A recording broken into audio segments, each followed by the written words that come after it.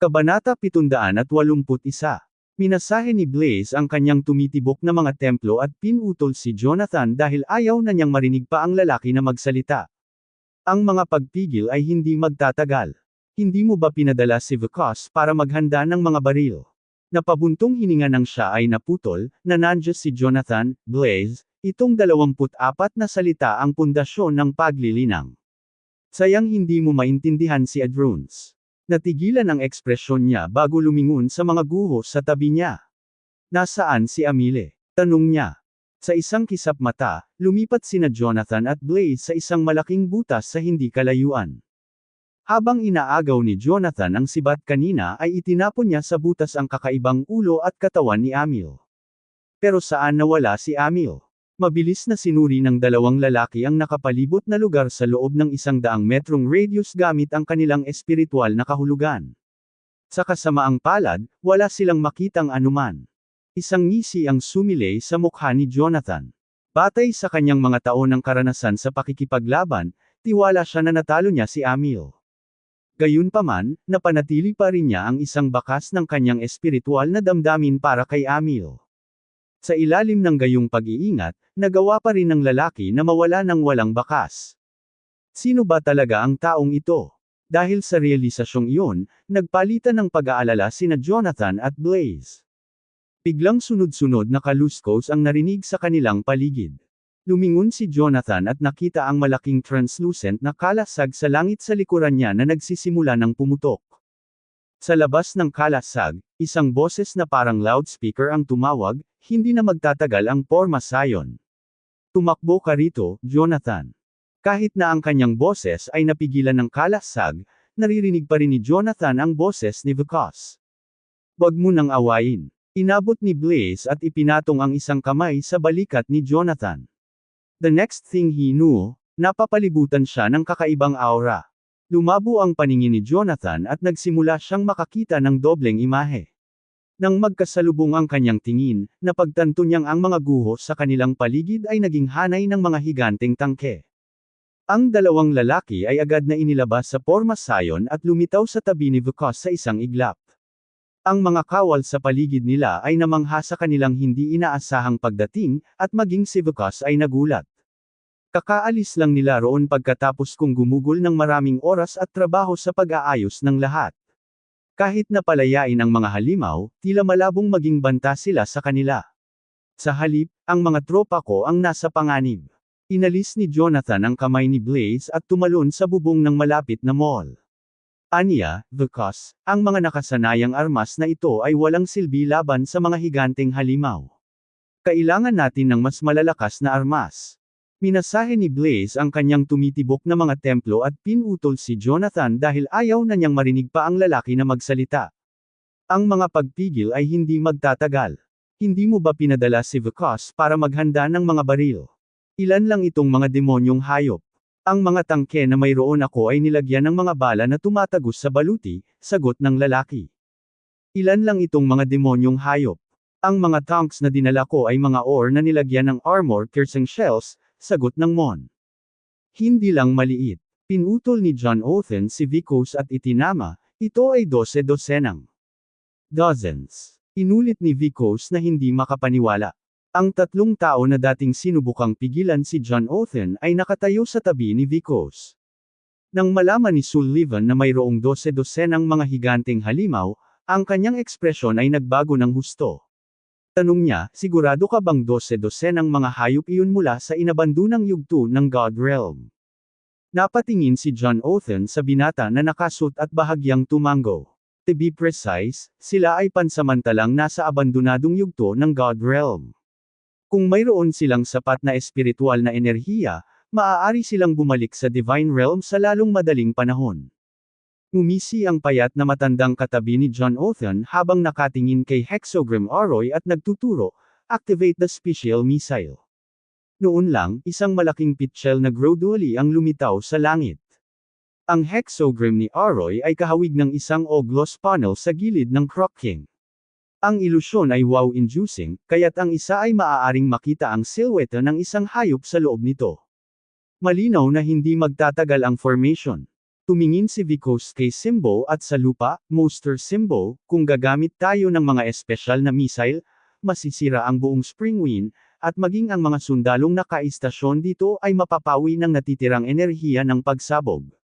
Holf ng Box Rich Moy kahit disappear. Pinuri ni Simbo si Vikos na may masalimuot na ekspresyon habang sumagot, may choice ba tayo? Naghahasik ka ng mga buto dito. Naisip mo na ba kung sino ang tatalon kung sinundan natin sila para mag-espiya? Sino ang tatalon sa buong Western Conference kung hindi tayo makakapaglaro ng mahihirap na pick? Ang batang si Monsoid ay nababalisa, ngunit kailangan nating magsumite o magulat sa Army tungkol sa paggamit ng mga special missiles. Bago siya matapos magsalita, sumabad si Simbo, akuhin ko ang pananagutan ng militar at tatanggapin ko ang pananagutan sa sinumang mangyari. Mula ngayon, lahat ng mga sundalo ay kukuha ng daungan sa bote. Ang sinumang mapatunayang nagkasala ng paglisan o pagtatangkang umalis ay agad na papatayin. Opo, Ginoo, sigaw ni Vikos. Saka siya tumalikod para ihatid ang order. Parehong kinagat ng Monclod-in o suit at ng Femol Cultivator ang kanilang mga poger at mabilis na sinimulan ang misyon. Si John Othen ay nagpatuloy sa pagbuo sa kabilang kalye at nagtanong, Simbo, gaano katagal bago ayusin ang espesyal na missile? Hindi bababa sa 10 minuto, sagot ng Mon. Umiling si John Othen at bumantong hininga. Sa kasamaang palad, ang kalasag ay hindi mawawala ng matagal. Magsisimula itong masira sa wala pang 1 minuto. Ilan lang itong mga demonyong hayop. Ang mga tangke na mayroon ako ay nilagyan ng mga bala na tumatagos sa baluti, sagot ng lalaki. Hindi lang iilan. Pinutol ni Jonathan si Vikos at itinama, ito ay 12 dosenang. 12 dosenang. Inulit ni Vikos na hindi makapaniwala. Tumabi kay Vikos ang 3 taong sinubukang pigilan noon si Jonathan. Nang malaman ni Sullivan na mayroong 12 dosenang mga higanteng hayop, ang kanyang ekspresyon ay nagbago ng malaki. Nagtanong siya, sigurado ka bang 12 dosenang mga hayop ito sa advanced phase ng God Realm? Napatingin si Jonathan sa binata na nakasuot ng suit at bahagyang tumango. Upang maging tumpak, sila ay pansamantalang nasa advanced na yugto ng God Realm. Kung magkakaroon sila ng sapat na espiritual na enerhiya, makakabalik sila sa Divine Realm sa maikling panahon. Ngumisi ang payat na matandang katabi ni Jonathan habang nakatingin sa hexagram array at nagtuturo, ay activate ang espesyal na missile. Sa sandaling iyon, unti-unting lumitaw ang isang malaking bitek sa kalangitan. Ang hexagram array ay kahawig ng isang pane ng salamin sa gilid ng pag-crack. Ang ilusyon ay nagbigay daan, kaya't ang isa ay maaaring makakita ng silhouette ng isang hayop sa loob nito. Malinaw na hindi magtatagal ang formation. Tumingin si Vikos kay Simba at sinabing, Master Simba, kung gagamit tayo ng mga espesyal na missile, mawawasak ang buong Springwind, at maging ang mga sundalong nakaistasyon dito ay mapapawi ng natitirang enerhiya ng pagsabog. Baka mawala pa ang kalahati ng Boxrich. Tumingin si Simba kay Vikos na may komplikadong ekspresyon habang sumagot, may choice ba tayo? Kita mo ang halimaw sa loob. Naisip mo ba kung ano ang maaaring mangyari kung hahayaan natin silang makatakas? Ano ang mangyayari sa buong Western Conference kung hindi tayo makakagawa ng mahihirap na pagpili? Nag-aalalang sinabi ng binata, ngunit kailangan nating magsumite ng ulat sa hukbo tungkol sa paggamit ng mga espesyal na missile. Bago siya matapos magsalita, sumabad si Simba, hahawakan ko ang militar at tatanggapin ko ang responsibilidad sa anumang mangyari. Mula ngayon, lahat ng mga sundalo ay makikibahagi sa labanan. Ang sinumang mapatunayang nagkasala ng paglisan o pagtatangkang paglisan ay agad na papatayin. Opo, Ginoo, sigaw ni Vikos. Tumalikod siya para ihatid ang order. Parehong inilabas ng mga lalaking nakasut at mga babaeng magsasaka ang kanilang mga pager at nagsimulang mabilis na ayusin ang mga misyon. Tinitigan ni Jonathan ang porma sayon sa kabilang kalye at nagtanong, Simba, hanggang kailan handa ang mga espesyal na missile? Hindi bababa sa 10 minuto, sagot ng lalaki. Umiling si Jonathan at bumantong hininga. Sa kasamaang palad, ang kalasag ay hindi magtatagal. Magsisimula itong masira sa 1 minuto o higit pa. Bagamat mahina ang boses, mariing sinabi ni Simba, let me try to buy some time. Agad namang namangha si Jonathan sa hitsura ng lalaki ng haburin nang huli ang kanyang sando. Sa kabila ng mahina niyang boses, mariing sinabi ni Simb, "Hayaan mo akong bumili ng oras." Agad namang namangha si Joden West nang makitang ang payat ng lalaking nakatanggap ng sulat ay naghubad ng damit. Ang matanda ay tila nasa kanyang takip silim na hiyawan, sa dulo nito ay halos makita ang kanyang mga buto na nakausli mula sa kanyang manipis at kulubat na balat. Gayunpaman, sa kabila ng kanyang kakaibang hitsura, si Simb ay nagpakita ng isang pambihirang aura. Matapos tiklupan ng maayos ang kanyang mga damit at itago sa isang sulok, pinagkrus niya ang kanyang mga braso sa harap ng lelayan ng kanyang dibdib at huminga ng malalim. Biglang kumalat ang puting liwanag sa kanyang katawan. Pagsabog, haluin. Kasunod ng nakakabinging tunog, nabigo si Hexagram Array na mahinang harangin ang banggaan ng bubuyog. Maraming mga bubuyog ang gumagala habang sila ay lumilipad pasulong. Sa sandaling iyon, si Simb ay naging isang bahid ng liwanag na bumaril ng 100 metro ang layo, hindi pinapansin ang silverback gorilla. Ang nakakabinging dagandong ay parang kulog na tumatagos sa air. Get back! Simb ay pinalipad niya ang bakulaw sa isang suntok. Magaling! Magaling! Magaling! Sunod-sunod na pagsabog ang naganap habang nagsimulang pumutok ang hilera ng mga higanteng tank sa labas ng Springwind area. Ang mga bala at malalakas na pampasabog ay nakatutok sa paparating na mga bubuyog, na nagdulot ng pag-spray ng dugo kung saan-saan. Gayunpaman, ang magkakasunod na pag-atake ay walang epekto sa mga halimaw, sa halip ay nagpalala sa kanila.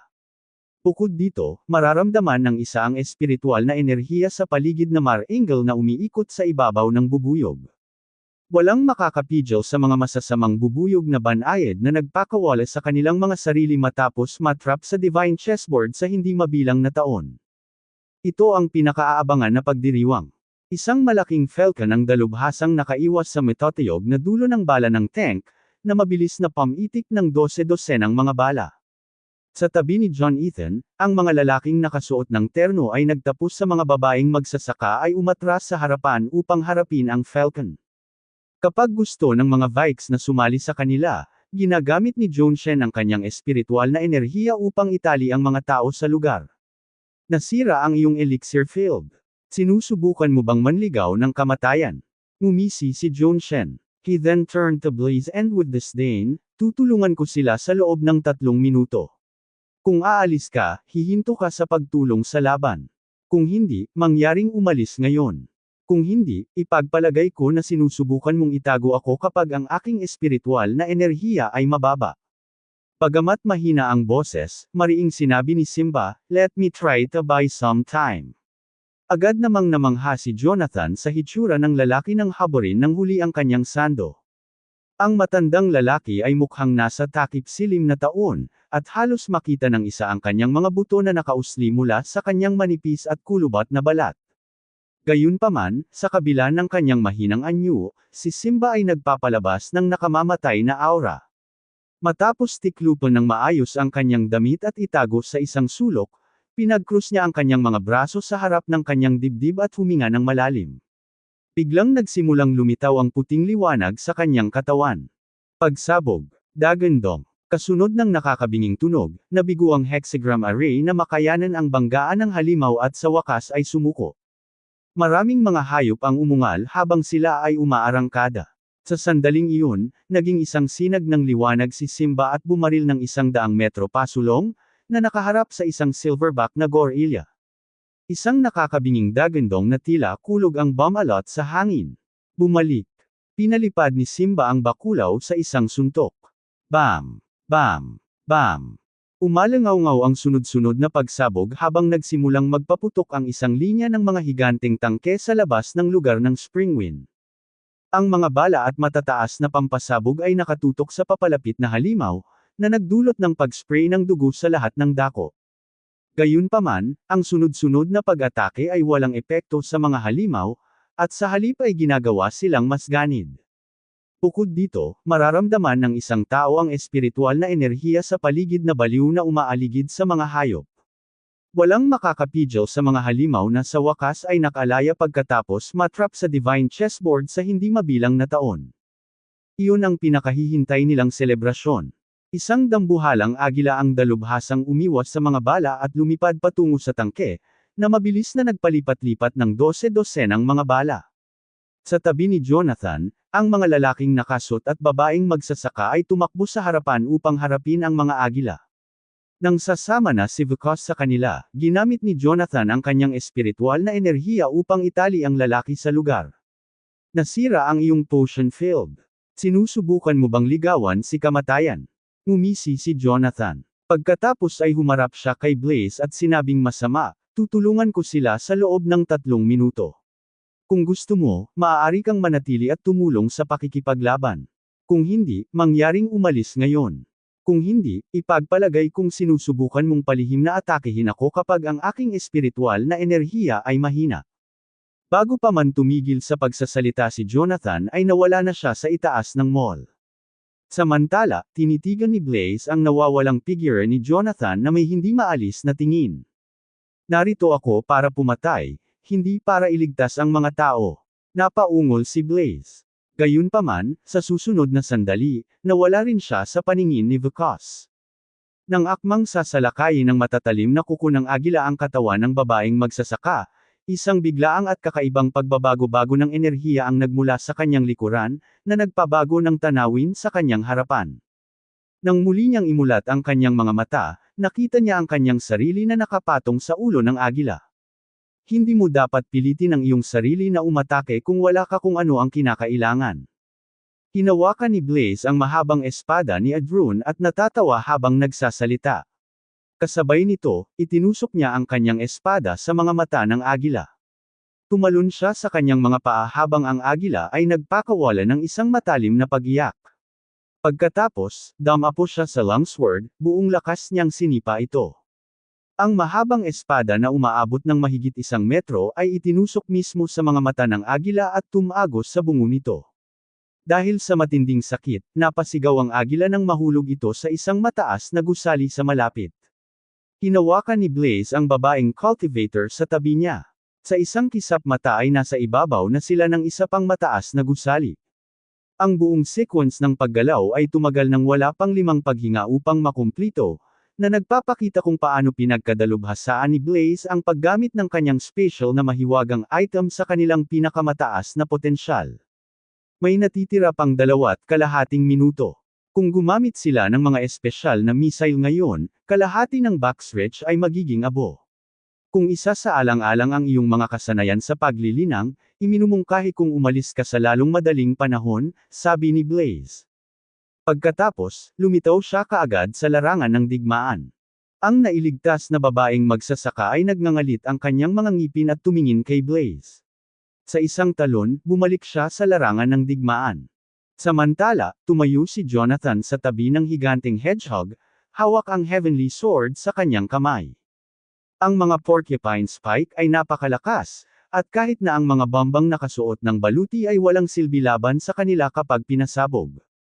Gamit ang natural na baluti nito bilang proteksyon, ang porcupine ay nakalusot sa mabigat na pagbuo ng tangke at mabilis na tumakbo patungo sa gitna ng backstretch.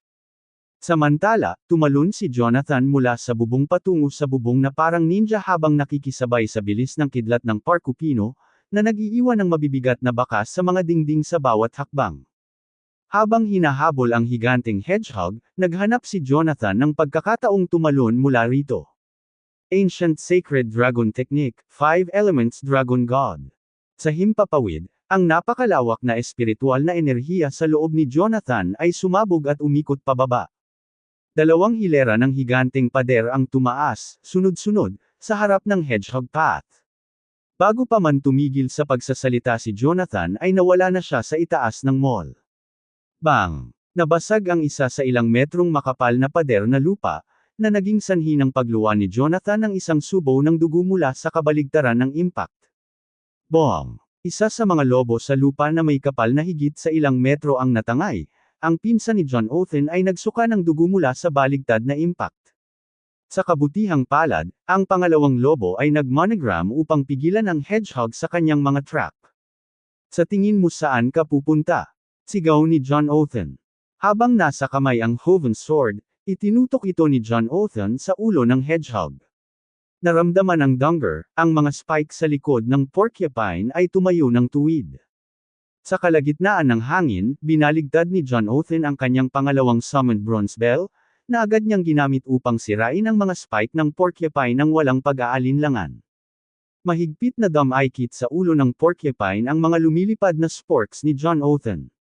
Pagkatapos ay inalis niya ang bronze bell at buong lakas niyang itinutok ang kanyang mahabang espada sa ulo ng hedgehog. Ang Porcupino ay naglabas ng isang spool ng sinulid at nagpupumilit na makawala. May leopardo, nakaupo si John Othen sa ibabaw ng ikasampung palapag na bintana ng kalapit na gusali. Sa isang pitik ng kanyang daliri, 4 na higanteng kabayo ang lumabas sa lupa, na tumatak sa mga paa ng porcupine. Pinalamutian ng matatamis na butil ang mga hula ni John Othen. Napaungol ang hedgehog at sa wakas ay nabunot ang kanyang nawalang hininga. Noon lang tuluyang bumitaw si John Othen sa pagkakahawak at nachichimisan sila. Samantala, ang maliit na batang babae ay nagre-record ng Jonathan sa bahay gamit ang kanyang telepono. Nang mapansin ni Jonathan ang maliit na batang babae, marahan niyang pinitik ang kanang kamay, at ang telepono ng babae ay agad na inihagi sa labas ng bintana, na bumubuo ng isang tron sa mga walang kwentang piraso ng metal sa kanyang palm.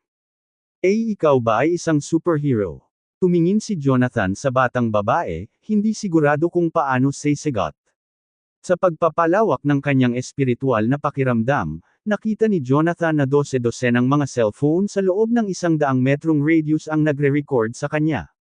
Maaari sana niyang gamitin ang kanyang espiritual na enerhiya upang kolektahin ang lahat ng mga telepono, ngunit hindi niya nakita ang punto sa paggawa nito.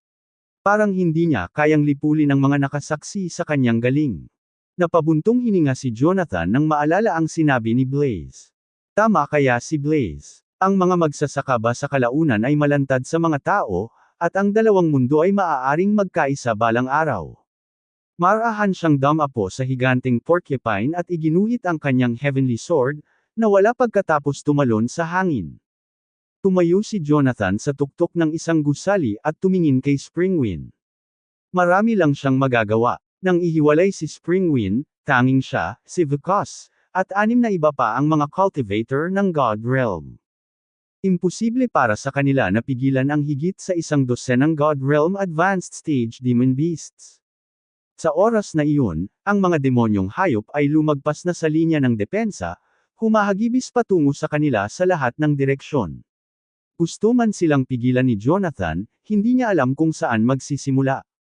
Sa sandaling iyon, ang mga demonyong hayop ay natural na sumisira sa linya ng depensa, na sinisira ang kanilang mga tore sa lahat ng direksyon.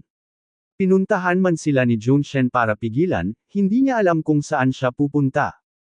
Sa pagtingala niya sa langit, nakita ni Junshen ang 3 taong nakaputi na mabilis na papalayo. Nandito na ang special missile. Mas maaga ito ng 3 minuto kaysa sa inaasahan ni Mr. Sim. Larry, Tuan. Isang mas pambabaeng boses ang nanggaling sa katabing gusali. Lumingon si Junshen at napagtantong si Hossam iyon. Tanging pant niya lang ang suot niya. Si Hossam ay nagkataon na pinahiram sa gusali sa tapat ng Junshen.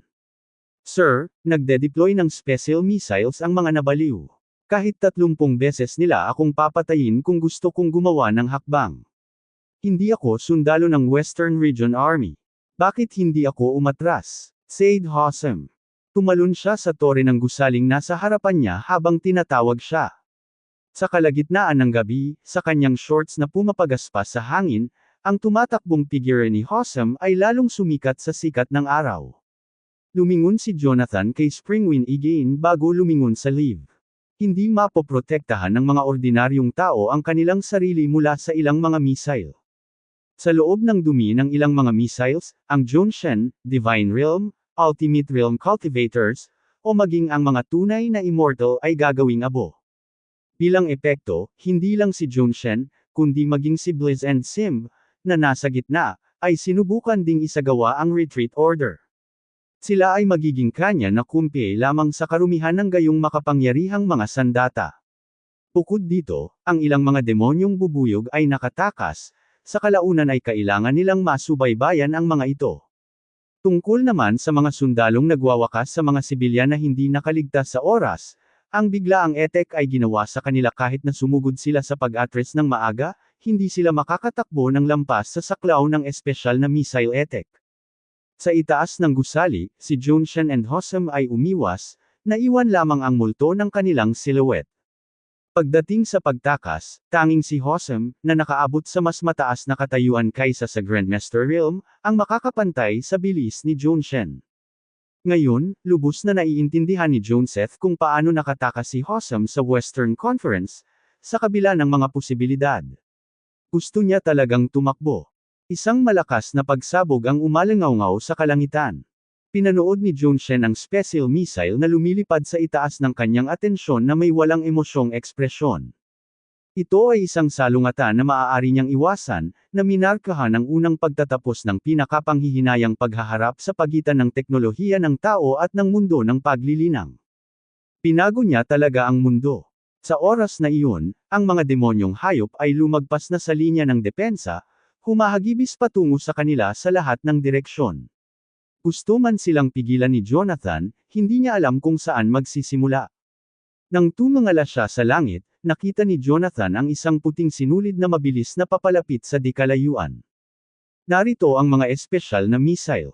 Mas maaga ito ng 3 minuto kaysa sa inaasahan ni Master Simba. Larry, Tuan. Isang pamilyar na boses ang nagmula sa kalapit na gusali. Lumingon si Jonathan at napagtantong si Hosam iyon. Nakapantalon lang siya. Nagkataon namang nalipag si Hosam sa isang gusali sa tapat ni Jonathan. Sir, nabaliw na ang mga iyon at nag-deploy ng mga espesyal na missile. Pinagbantaan pa nila akong papatayin kung maglakas loob akong umatras. Hindi ako sundalo ng Western Region Army. Bakit hindi ako maka-withdraw? Sabi ni Hosam. Tumalon siya patungo sa building na nasa harapan niya habang nagsasalita. Sa himpapawid, kasama ang kanyang shorts na pumapalpak sa hangin, ang tumatakbong figure ni Hosam ay mukhang pambihira sa ilalim ng sikat ng araw. Nilingan muli ni Jonathan si Springwind bago tumalikod para umalis. Hindi kayang ipagtanggol ng mga ordinaryong tao ang kanilang sarili laban sa mga espesyal na missile. Sa harap ng mga espesyal na missile, gagawing abo si Jonathan, Divine Realm, Supreme Realm Cultivator, o maging ang mga tunay na immortal. Sa katunayan, hindi lang si Jonathan, maging sina Blaze at Simba na nasa gitna ay nagsimula ng isagawa ang utos na umatras. Sila ay magiging kanya na kumpi lamang sa harap ng gayong makapangyarihang mga sandata. Bukod dito, nakatakas ang ilang demonyong hayop, at kinailangan nilang subaybayan ang mga ito. Para naman sa mga sundalo at sibilyan na hindi nakalikas sa oras, ang biglaang pag-atake ay nangangahulugan na kahit na nagsimula silang umatras ng mas maaga, hindi sila makakatakas sa hanay ng pag-atake ng mga espesyal na missile. Sa tuktok ng gusali, nawala sina Jonathan at Hosam, naiwan lamang ang mga multo ng kanilang mga silhouette. Sa mga tuntunin ng pagtakas, tanging si Hosam, na umabot sa advanced na yugto ng Grandmaster Realm, ang makakapantay sa bilis ni Jonathan.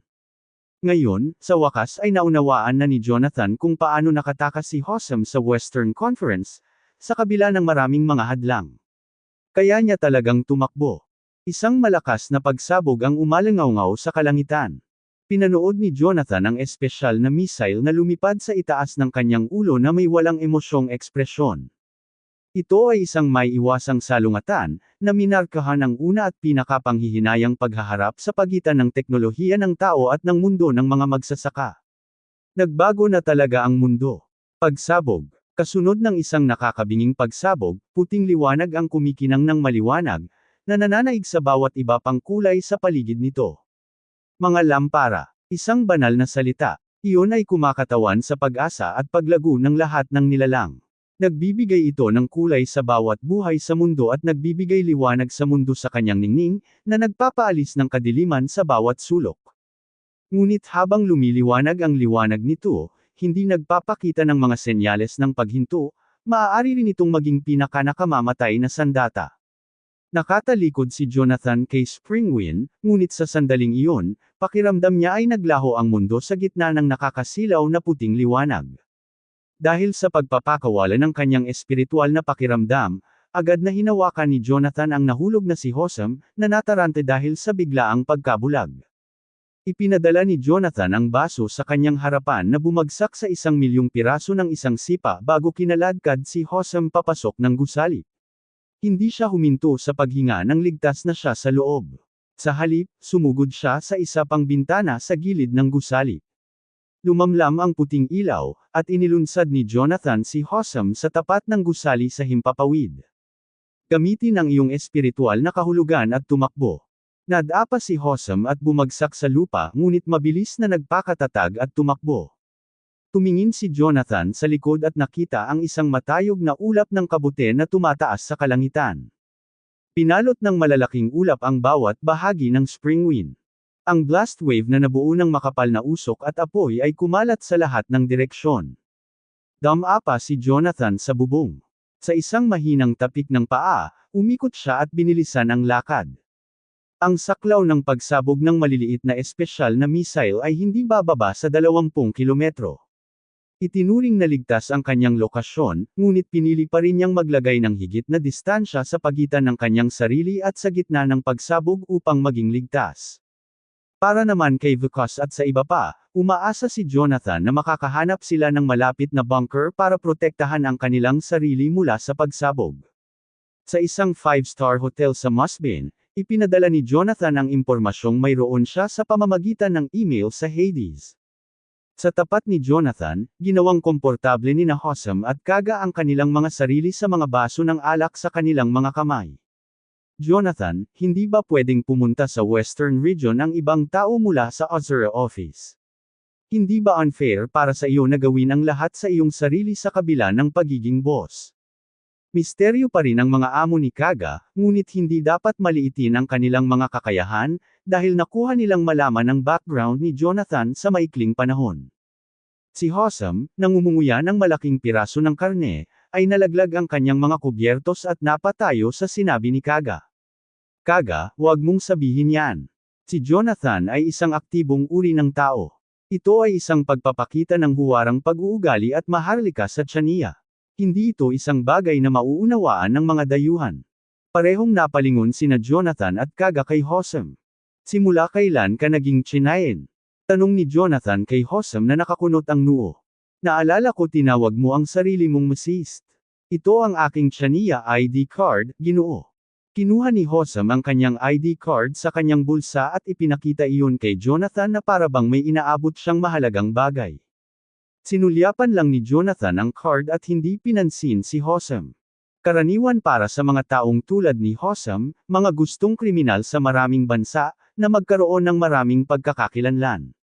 Sa katunayan, para maperpekto ang kanilang pagbabalat kayo, ipalipikan nila ang lahat ng kanilang mga karanasan sa buhay, mula sa kanilang mga sertipiko ng kapanganakan hanggang sa kanilang mga degree sa unibersidad.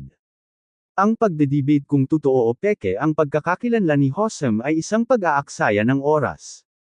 Nagsalin si Kaga ng isa pang baso ng alak bago ito iniabot kay Jonathan gamit ang kanyang espiritual na enerhiya. Hindi ka ba nag-aalala na maarang ko ang iyong katalinuhan para sa paghahatid ng impormasyon sa harap ko, Azure? Kumuha si Jonathan ng isang baso ng alak at humigop. Kung gusto mong makita, maaari kong ipakita sa iyo ngayon. Inabot ni Jonathan ang notebook kay Kaga habang nagsasalita ito. Agad namang ikinaway ni Kaga ang kanyang kamay sa alok ni Jonathan. Ayos lang. Ayoko pang habulin mo ang buhay ko. Inilapag ni Kaga ang kanyang baso sa mesa bago pinag-aralan ng may interes si Jonathan. Sa totoo lang, bago kita nakilala, ang impresyon ko sa sikat na Azura ay maaaring isang malaking tao o isang tusong soro na mahusay sa Pocana. Hindi ko inaasahan na ang maalamat na Azura ay isang katulad mo. Na-disappoint ba kita? Natatawang tanong ni Jonathan. Talagang hindi. Umiling si Kaga. Kaya lang hindi ka tumutugma sa imahe sa isip ko. Tumayo si Kaga at tumawid sa kwarto para buksan ang pinto. Dahil ito ang una nating pagkikita, bibigyan kita ng isang bagay na mahalaga sa pangalan ng aking organisasyon. Isipin mo ito bilang regalo ng host sa bisita. Inilagay ni Kaga ang dalawang daliri sa kanyang bibig at bumuga ng matalim na sipol. Ang saklaw ng espiritual na kahulugan ni Jonathan ay agad na lumawak, na nilamon ang ilan pang mga gusali sa paligid niya. Sa isang suite malapit sa elevator, 4 na Grandmaster ang papunta sa kanya habang tinutulak ang tila food cart. Nais ni Jonathan na makilala ang mga bagay sa cart, ngunit isang walang anyo na energy barrier ang hamarang sa kanyang espiritual na pakiramdam. Ito ay isang pagpapakita ng aming mabuting kalooban, Mr. Goldstein. Ito ay isang pagpapakita ng aming mabuting kalooban, Mr. Goldstein. Itinulak ni Kaga ang cart sa buong kwarto at huminto sa harap ni Jonathan. Sa isang malakas na sipa, gamulong ang cart papunta sa carpeted floor. Nahulog sa kariton ng nakatali na lalaki. Pinag-aralan ni Jonathan ang taong nasa lupa nang nakakunot ang mga kilay. Sa kanyang espiritual na kamalayan, napansin ni Jonathan na ang lahat ng kanyang mga paa ay bali. Kahit na ang kanyang mga meridian ay nasira. Ang nakatali na lalaki ay walang iba kundi isang pile. Apa ito? Tumingin si Jonathan kay Kaga nang nagtatanong na tingin. Natigilan si Kaga sa tanong ni Jonathan. Di ba sabi mo hinahanap mo si Caspian? Kinuha namin ito para sa iyo. Caspian. Tiningnan ni Jonathan ang mukha ni Caspian, na namamaga na hindi na makilala. Maging ang ina ni Caspian ay hindi makikilala ang lalaking nasa ganoong masamang kalagayan, lalo pa si Jonathan, na noon pa lamang ay nakita si Caspian sa mga larawan. Nang makita si Caspian na walang malay sa sahig, nagmamadaling yumuko si Jonathan para hawakan ang braso ni Caspian.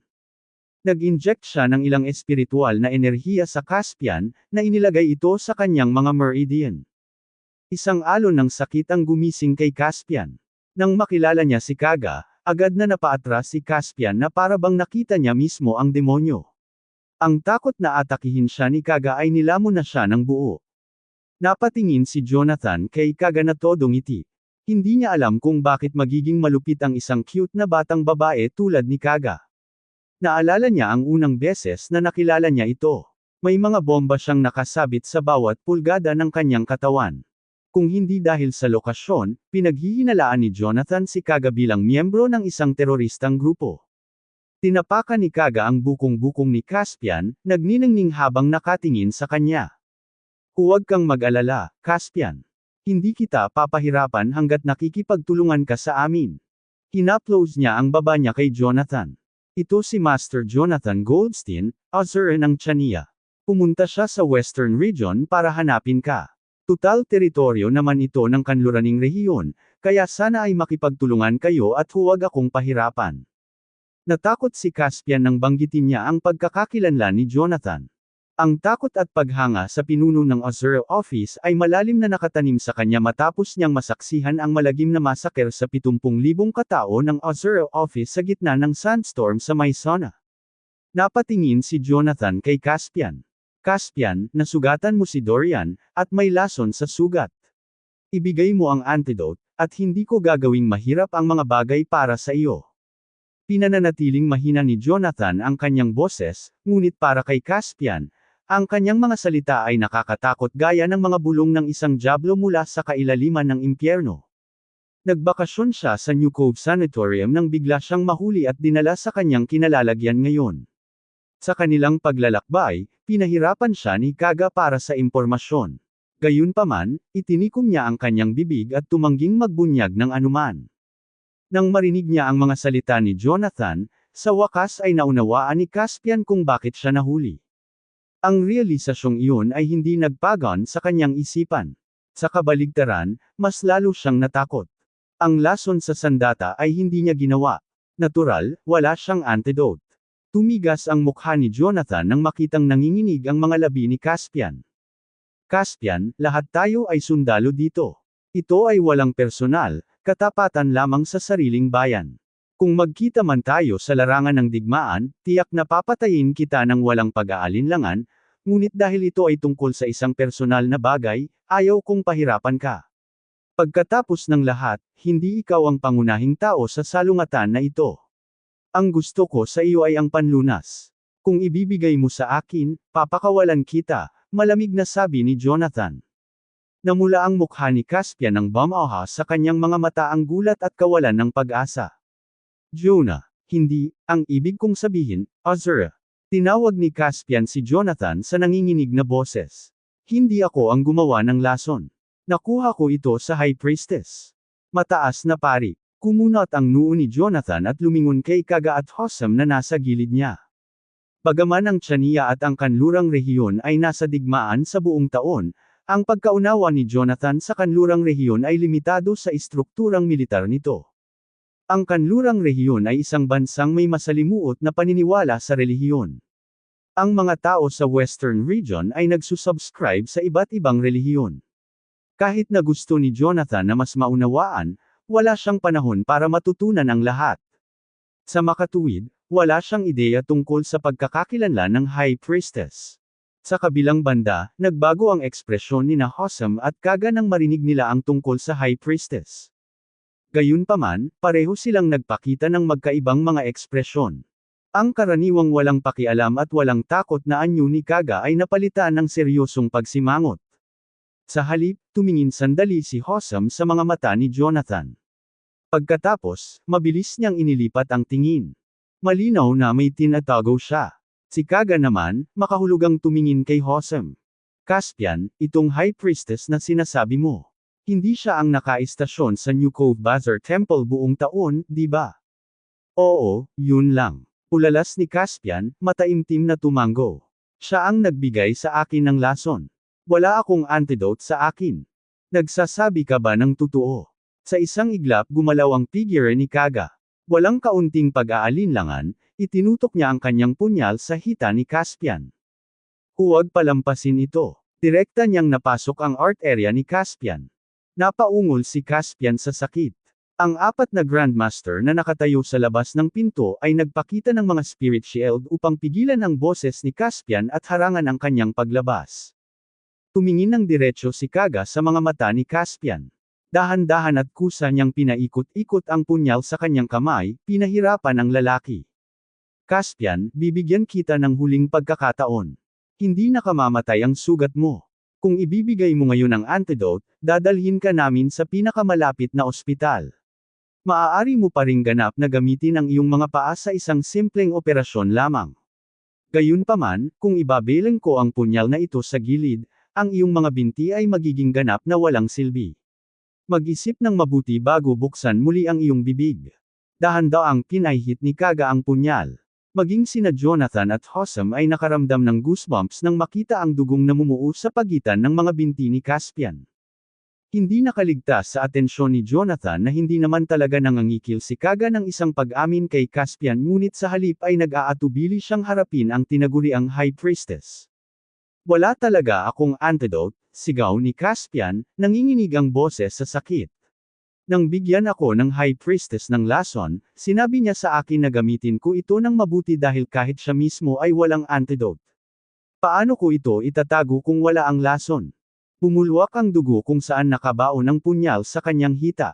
Ikanaway ni Jonathan ang kanyang kamay at lumitaw ang isang spirit shield sa pagitan ni Kaga at Caspian, na nagpapalayo kay Kaga mula sa Caspian. Bilang tugon, ang punyal ay pilit na inagaw sa hita ni Caspian. Si Caspian ay bumagsak sa sakit at pagkawala ng dugo habang si Kaga ay tumayo at bumantong hininga, itinaas ang punyal sa kanyang kamay. Jonathan, ginawa ko ang best ko. Wala talaga siyang antidote. Itinuro ni Kaga ang pintuan. Hoy, kunin ninyo siya at patayin. Itapon ng maayos ang katawan. Huwag iwanan ang anumang bagay sa pagkakataon. Matapos ihatid ang kanyang order, humiga siya sa sopa at walang pakialam na naghukay sa isang bag ng chips. Imposibleng isipin na ang walang pakialam na babaeng iyon ay nagpapahirap sa isang lalaki ng napakalupit ng mga sandali noon. Matapos ihatid ang kanyang order, humiga siya sa sopa at walang pakialam na naghukay sa isang bag ng chips. Imposibleng isipin na ang walang pakialam na babaeng iyon ay nagpapahirap sa isang lalaki ng napakalupit ng mga sandali noon. Pumasok ang mga Grandmaster sa silid at kinaladkad ang walang malay na katawan ni Caspian. Umupo si Jonathan sa tapat ni Kaga. Maraming problema ba ang High Priestess? Prangkang tanong ni Jonathan. Alam niyang hindi niya kailangang makipagtalo sa isang tulad ni Kaga. Nilingon ni Kaga si Hossam, ang kamay nito na nakahawak sa chip ay nagyelo sa hangin. Hossam, bakit hindi mo sinabi sa kanya ang tungkol sa kanya? Sabihin mo sa kanya kung sino talaga itong High Priestess. Pinigyan sila ni Hossam ng nakakainis na ngiti. Ah, High Priestess. Ano ang kinalaman niya sa akin? Wala akong masabi. Hossam, kung hindi ako nagkakamali, hindi ba ikaw ang nanligaw sa High Priestess? Tanong ni Kaga na nakangisi kay Hossam. Nagpanteng ang tenga ni Jonathan nang marinig ang pahayag ni Kaga kahit hindi naman siya gaanong nagpahayag. Seduce. Anong iskandalo? Napatingin si Jonathan kay Hossam na may pilyong kislap sa mata. Wow, Hossam, hindi ko akalain na magagawa mo yun. Kaya, hinahabol ka ba ng Medved Army dahil nilapastangan mo ang kanilang High Priestess? Bullshit. Tinuraan ni Hossam si Jonathan, kinuskos ang kanyang kalbo na ulo. Bueno, ako ay isang magnanakaw, at mayroon tayong mga paraan. Kayamanan lang ang habol namin. Anyway, hindi ko naman siya pinasamahan. Hindi ko gagawin iyon. Talaga, ngumisi si Kaga, nakatingin kay Hossam. Kung gayon, bakit kami nakatanggap ng balita na ang High Priestess ay nagpakamatay sa ngalan ng pag-ibig? Isang malawak na ngiti ang sumilay sa mukha ni Jonathan kasunod ng sinabi ni Kaga. Kumuha siya ng isang bag ng chips at ngumisi kay Hossam. Halika, sabihin mo sa amin ang tungkol dito. Lahat tayo ay dayuhan dito. Anong masama sa pagsisiwalat mo ng sikreto mo? Sa sandaling iyon, ganap na nahayag ang pagiging tsismosa ni Jonathan bilang isang tsinayin. Hossam, ano ba talaga ang ginawa mo sa High Priestess? Ano kaya ang maaari kong gawin sa kanya? Dumura si Hossam, namumula ang mukha. Well, kilala mo ako ang nagnakaw ng brilyante sa rebulto ni Siboxia. Ang Bazar Temple ay mahigpit na binabantayan, kaya, kinailangan kong humanap ng paraan para makalusot sa templo. Kaya, nakaisip ako ng isang plano na kinasasangkutan ng High Priestess. Pagkatapos ng paliwanag ni Hossam, sa wakas ay naunawaan ni na Jonathan at Kaga kung bakit hinahabol si Hossam. Namana ni Hossam ang hindi kapani-paniwalang bilis ng paraan ng paglilinang sa kanyang pamilya.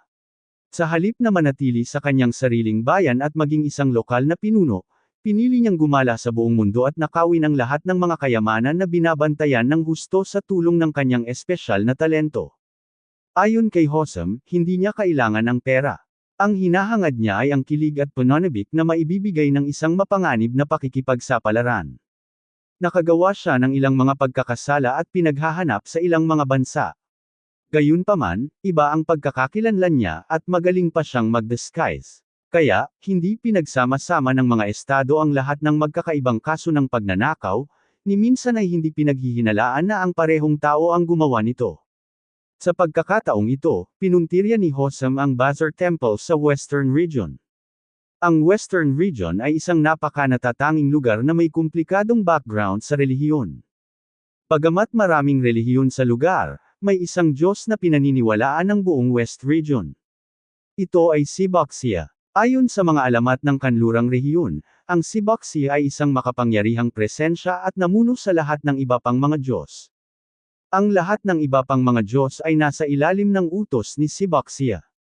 Sa lahat ng mga templo sa Western Region, ang Bazar Temple sa New Cove ay itinuturing na pinaka-misteryoso. Bukod sa Bazar Temple, gagawin ng ibang mga templo ang lahat para tanggapin ang mga handog mula sa kanilang mga mananampalataya. Tanging ang Bazar Temple ang hindi pinapayagan ang mga mananampalataya na pumasok sa lugar nito upang mag-alay mula noong araw na natapos ang pagtatayo nito. Sa paglipas ng panahon, ang mga alamat na nakapalibot sa Bazar Temple ay dumami at kumalat na parang apoy sa Western Regions. Ang ilang mga tao ay naniniwala na ang Bazar Temple ay isang lugar na konektado sa mga Diyos.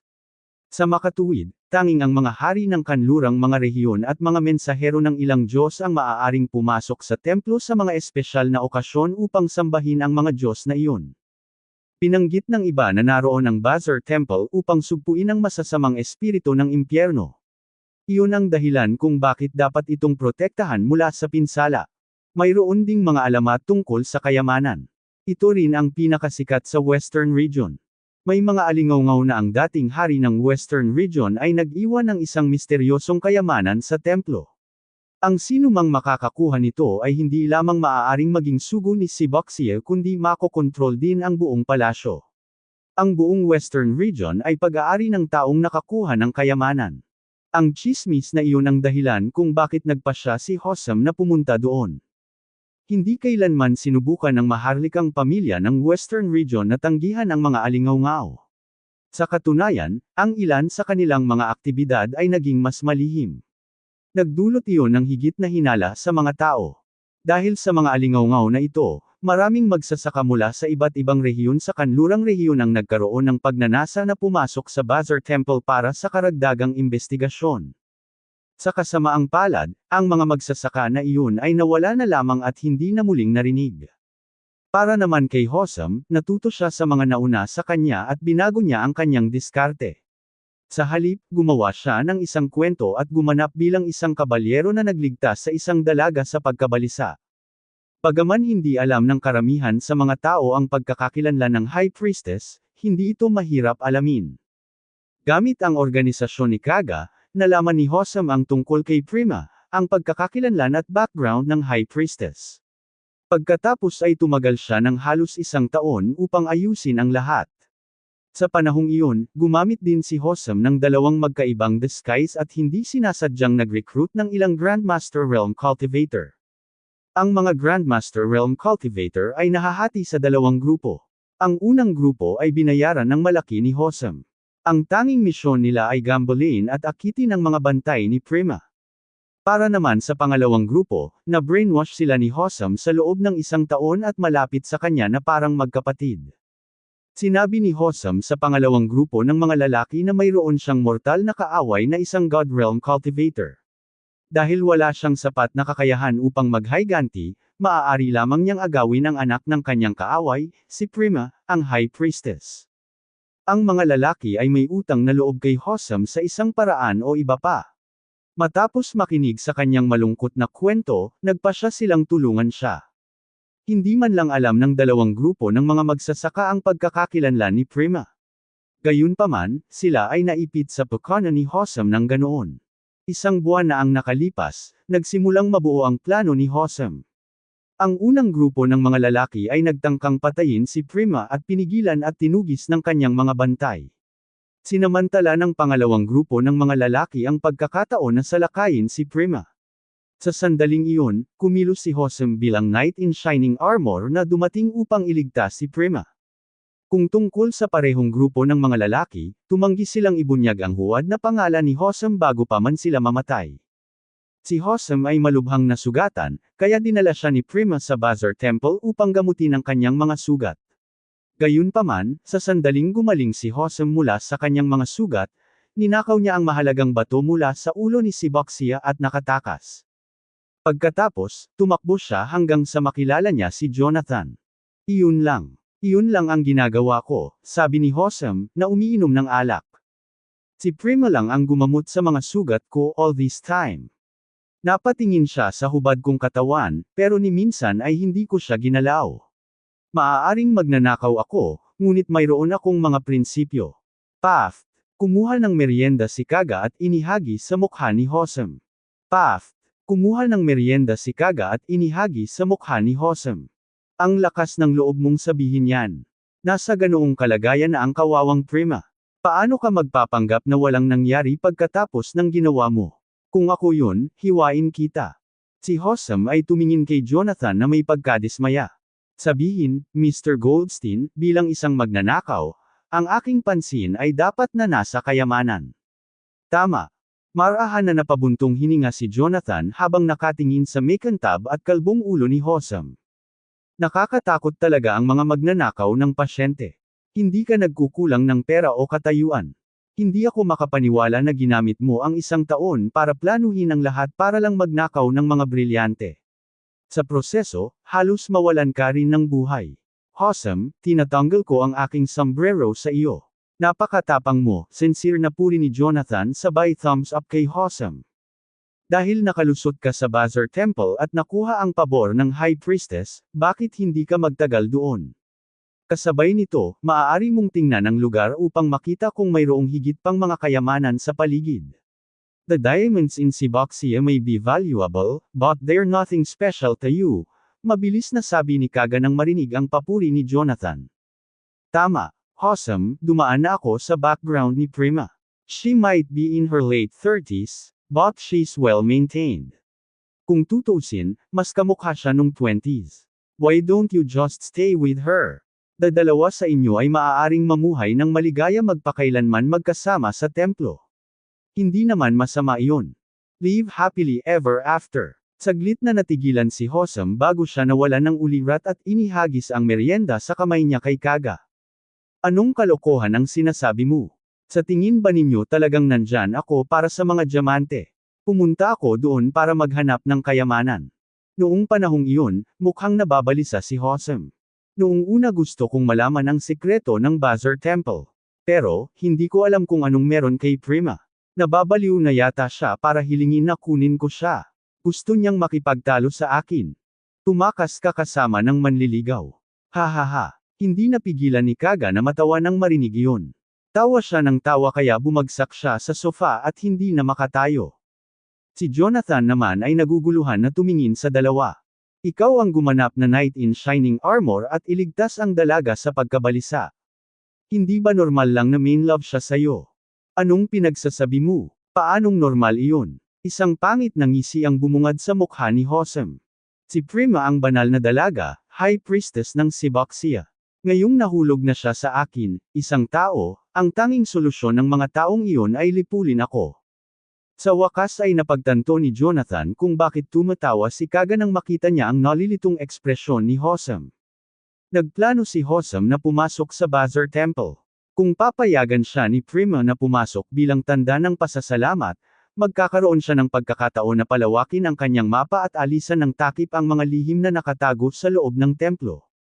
Gayunpaman, lumampas siya sa kanyang mga aksyon. Bago pa niya alam, gusto na siyang pakasalan ni Prima. Nasa dead end siya ngayon. Namula ang pisngi ni Hosam habang tinatawanan siya. Kayo na ang magdesisyon. Tell me, is Prima really crazy?